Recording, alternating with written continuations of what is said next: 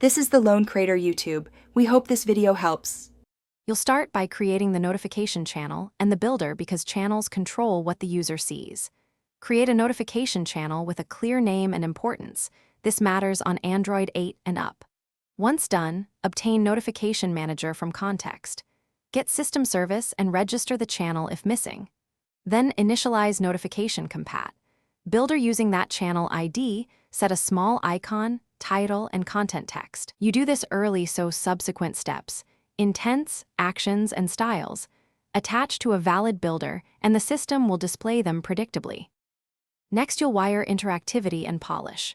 Create an explicit intent for the activity or service you want opened, wrap it in a pending intent, and attach it with set content intent. This makes taps meaningful.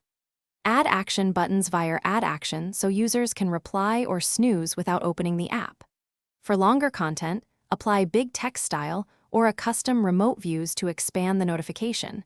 This improves readability and engagement. Make sure to set visibility and priority/importance so the system treats it correctly across devices.